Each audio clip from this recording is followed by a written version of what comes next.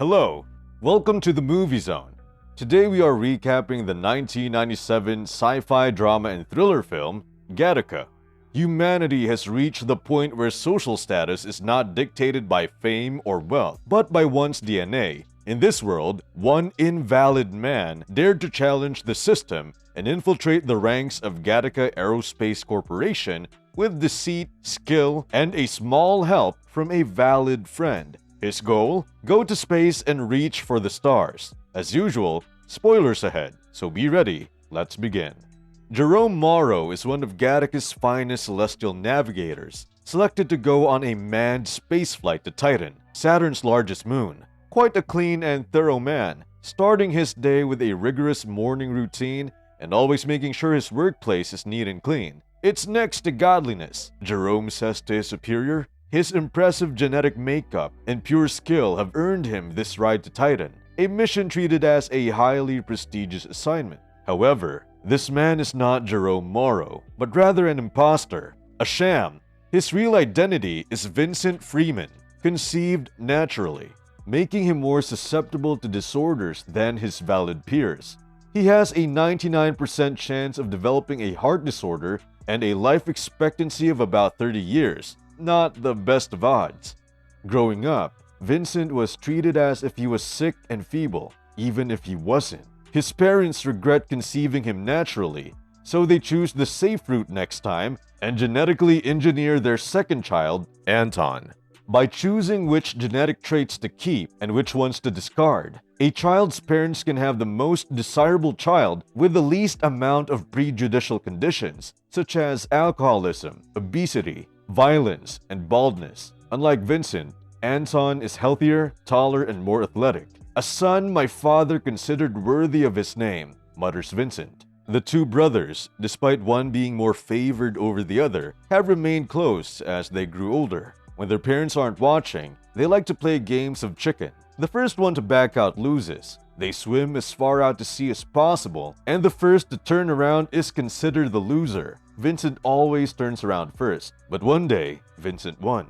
He recalls it as the one moment in their lives when his brother was not as strong as he believed. He rips his face off a family portrait and leaves home to find better opportunities elsewhere. Being an invalid, he works at low-paying and low-class jobs, cleaning toilets in public spaces. He manages to land a job as an office cleaner at Gattaca Aerospace Corporation. He can now clean office spaces while admiring rockets launching off to space. To be one step closer to attaining his lifelong dream, he works, trains, and studies hard to enter the ranks of Gattaca's elites. But no matter what he does, it just seems impossible without the right blood and genetic makeup. So he resorts to a more extreme and taboo course of action, swamping his whole identity with someone with more desirable features. Not everyone born a valid goes on to be successful. The identities of those who don't become a valuable commodity for the invalids. A man shows up and takes measurements of Vincent's body and starts making preparations.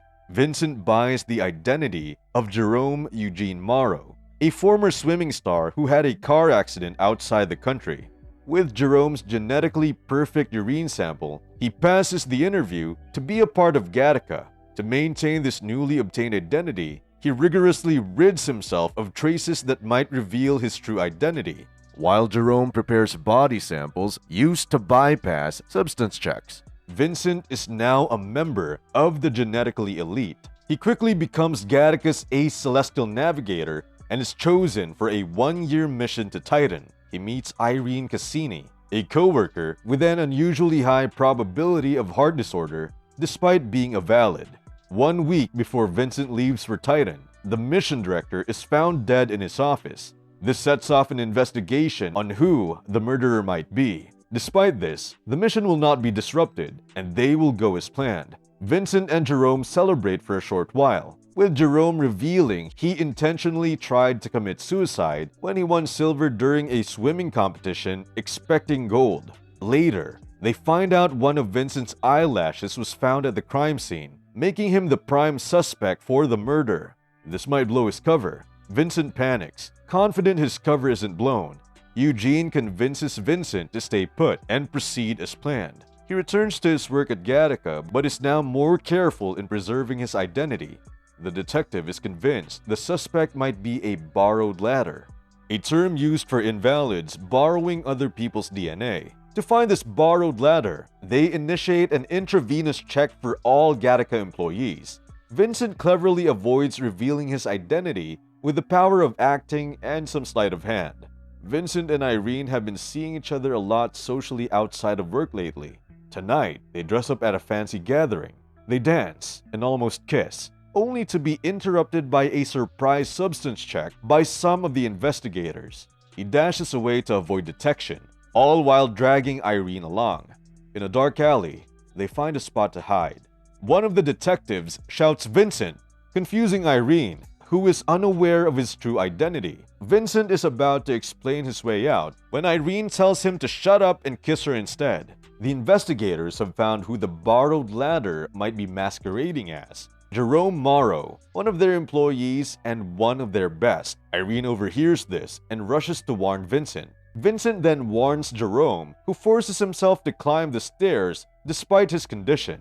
He answers the door and waits on the couch. The detective arrives with Irene to get an intravenous sample, and because he's taking a sample from the real Jerome, the results show no anomalies. The detective hurries back to base after getting a call from a colleague saying they have the murderer in custody. The murderer turns out to be Director Joseph. Vincent gets a surprise visit from his brother Anton, warning him of the fraud he's committed. Anton offers his brother a way out, but Vincent refuses. He challenges Vincent to a final game of chicken. They swim out at night, in fog and in darkness. Vincent seems to be winning once again. "How are you doing this, Vincent?" Anton asks, astonished at his brother's ability to endure despite being an invalid. "You want to know how I did it?" "This is how I did it, Anton. I never saved anything for the swim back." On the day of the launch, Jerome surprises Vincent with samples to last 2 lifetimes. He gives him a letter not to be opened until he's upstairs. A final substance check is needed before he can board the rocket. Dr. Lamar, the one who oversees all these health checks, reveals he's aware of Vincent's true identity, but is nonetheless allowing him to board. The rocket lifts off with Vincent, while Jerome at home enters the incinerator. He wears his silver medal and sets himself ablaze. In space, Vincent opens Jerome's letter. No words, just a sample of Jerome's hair. Vincent is now suddenly sad to leave Earth, but is comforted by the fact that every atom in our bodies was once part of a star. To him, this journey isn't about leaving Earth, it's about returning home to the stars.